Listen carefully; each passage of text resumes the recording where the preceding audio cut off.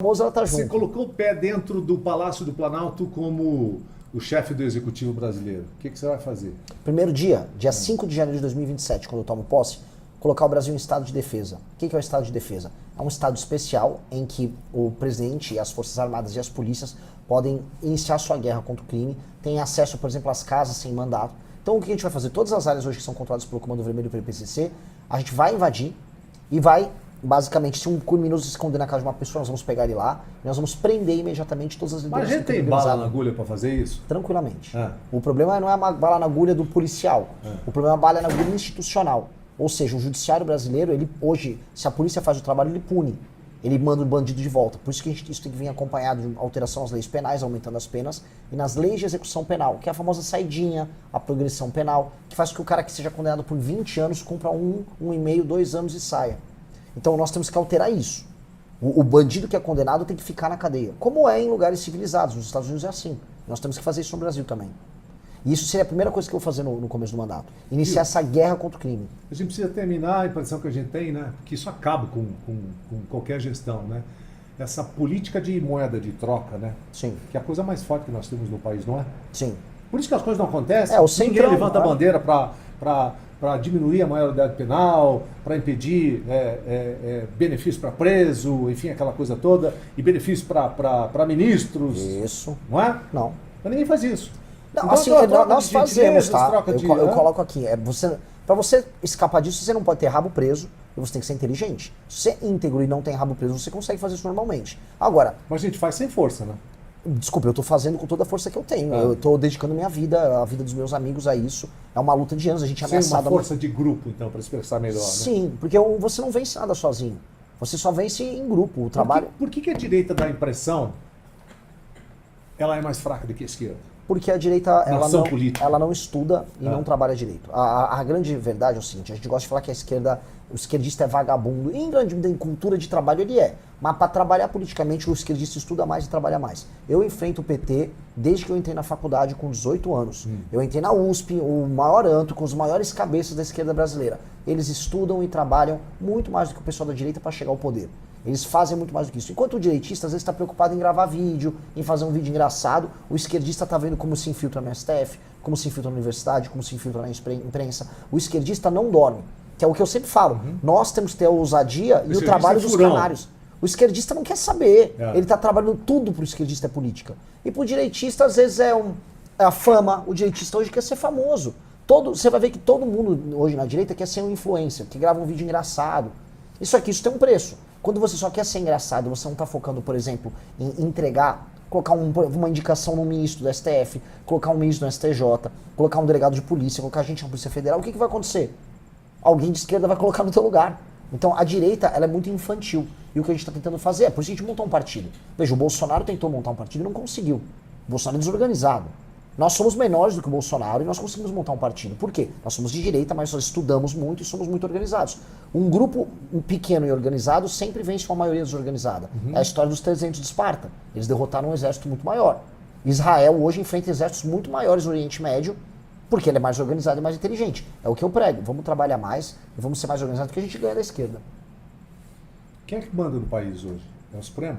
Hoje é uma mistura de Supremo, alguns bancos. O Master já fez parte dessa turma. Era o dono deles até 2 meses atrás.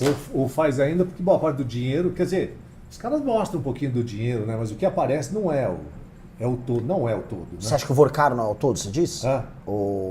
Não, essa grana que se fala. Não tem mais dinheiro. O Muito mais dinheiro. escândalo do Banco Master é um escândalo de no mínimo 200 bilhões de reais. Você acha? Não, é o estimado, assim, só 200 bilhões de... bi. A gente está falando aqui de pelo menos 150 bi do que já rodou no mercado. Agora, você teve outras coisas, teve privatizações que rolaram. Aqui no Paraná, a gente teve privatização sendo tocada pela turma do Banco Master. Privatização da EMAI em São Paulo, com emissão de debêntures. O escândalo é muito grande. O escândalo tem ramificações no Brasil inteiro. Você tem um produto que chama Credit Sexta, que foi vendido para prefeituras, teve previdências inteiras de inúmeros estados. Os aposentados do Rio de Janeiro caíram no escândalo do Banco Você Master. acha que o nosso Supremo Tribunal Federal ele age de acordo com o peso da caneta? Eu não sei se isso pode ser problemático eu falar isso Caneta é aqui. para preencher cheque, tá? Ok. Bom, estou bem tranquilo então falar. Metade do Supremo Tribunal Federal tem que ser preso. O Supremo Tribunal Federal brasileiro está permanentemente cometendo crimes. Por que esse Brasil, a gente não entende, né? Você se mata para você estudar, para você participar, para você entrar numa faculdade, para você fazer o vestibular, enfim, aquela coisa toda. E entram só os melhores. Sim. Beleza? Quer dizer, entravam, né? Agora não é mais, tem cotas, tem que mexer agora. Não é igual antigamente. Cota para... Eu sempre falo aqui, eu adoro as pessoas negras. E eu sou um cara loiro, tá? Não tem problema nenhum com as pessoas negras. Mas a cota racista não tem... Eu não vejo que como... não tem que ter cota para nada. A função do ensino como, é colocar os melhores. Não consigo ver uma justificativa. A social, sim. Né? A racista, acho que não. Eu acho que não tem que ter cota para nada. Hã? Eu acho que não tem que ter cota para nada. Algumas das pessoas mais brilhantes que eu conheço que trabalham comigo são negros e são pagos. O que a gente tem que levar é a oportunidade para as pessoas. Quantos mil brasileiros ou dezenas de milhares de brasileiros são extremamente mais competentes do que se juntar todos os ministros do Supremo? Um número enorme. Mas hoje em dia o modelo de indicação nossa, definitivamente aquela parte... só político. Notório saber jurídico que tem que ter. É notório saber político? É notório saber político e financeiro, monetário, festeiro agora também. E aí, né, é sobre negócios hoje. O Cristiano Zanin foi indicado para a STF, a função dele era ser advogado do Lula. Aí é o seguinte, você tem as suas intenções. Lógico que eu acho que você está coberto de razão, porque a gente precisa mudar.